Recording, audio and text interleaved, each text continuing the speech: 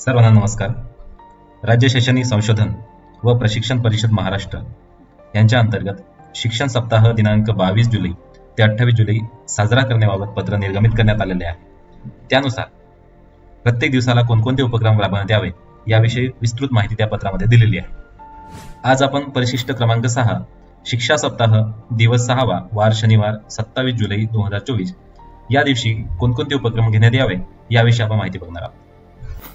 या दिवशी आपल्याला 2 उपक्रम घ्यायचे आहेत। शाळेमध्ये नवीन इको क्लब स्थापना करायची आणि शाळेत वृक्षारोपण मोहीम राबवायची आहे। तर पहिल्यांदा मिशन लाईफ साठी इको क्लबची रचना करायची आहे। इको क्लब मध्ये प्रत्येक इयत्तेतील 4 ते 5 विद्यार्थी असतील। मिशन लाईफ साठी क्लबचे इको अध्यक्ष म्हणून एका विद्यार्थ्याची नियुक्ती केली जाईल।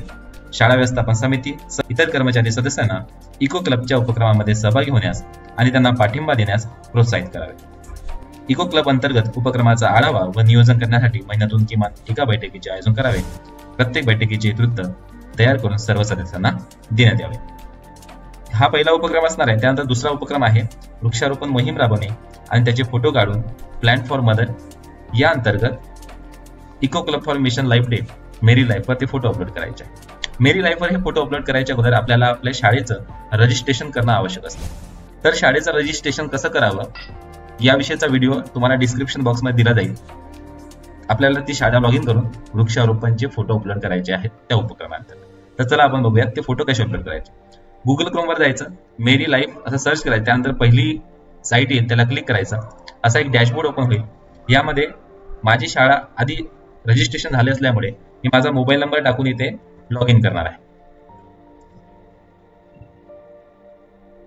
ओटीपी इन्सर्ट करून प्रोसीड करायचं। असा डॅशबोर्ड ओपन होईल। माझ्या शाळेचं रजिस्ट्रेशन आधी झाल्यामुळे माझ्या शाळेचं इथं नाव आलेलं आहे बघा। त्यानंतर इथे ट्री प्लांटेशन अशी एक टॅब आहे, त्या टॅबवर क्लिक करायचं। आपल्याला ट्री प्लांटेशन फॉर्म भरून घ्यायचा आहे। त्यामध्ये बघा तुमचं प्लेस कोणतं आहे, अर्बन आहे की रुरल आहे यापैकी सिलेक्ट करायचा। तुमचा डिस्ट्रिक्ट निवडायचा, तुमचं विलेज, तुमचं गावाचं नाव, तुमची पंचायत कोणती आहे ती पंचायत निवडायची, तुमची पंचायत समिती कोणती आहे तिचं इथं नाव टाकायचं। त्यानंतर तुमचे प्लेस म्हणजे तुमच्या शाळेचं नाव परत एकदा येणार। लोकेशन जिओ टॅग, तुमच्या फोटोवर लोकेशनला काही नाव असेल जिओ टॅगला ते नाव टाकून द्यायचं, तसं ते मॅन्डेटरी नाहीच।